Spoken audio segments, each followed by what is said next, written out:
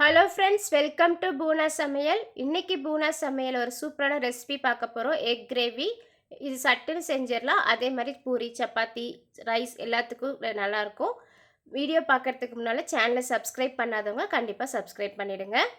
ஒரு மிக்ஸி ஜாரில் பெரிய வெங்காயம், பூண்டு, இஞ்சி, தக்காளி, கருவேப்பிலை, 1 டேபிள் ஸ்பூன் அளவு சோம்பு, 1 டேபிள் ஸ்பூன் அளவு மிளகு சேர்த்து கொரகொரப்பாக அரைச்சிக்கலாம்.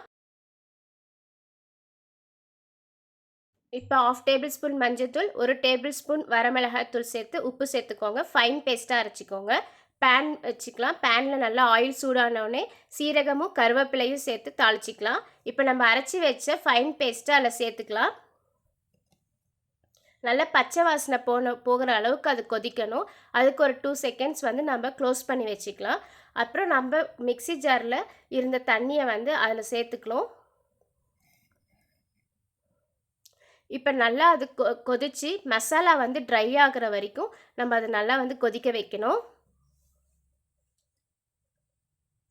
பாருங்கள், இந்த மாதிரி நல்லா கொதிச்சதுக்கப்புறமா முட்டையை சேர்த்துக்கலாம். முட்டையை நான் பாதியாகவும் கட் பண்ணி போட்டுக்கலாம், இல்லை ஸ்லைஸ் போட்டு கூட நீங்கள் பண்ணிக்கலாம். அது உங்களோட விருப்பம். கண்டிப்பாக இந்த ரெசிபி எப்படி இருக்குன்னு ட்ரை பண்ணி பார்த்து கமெண்ட் பண்ணுங்கள். டாடா பாய்.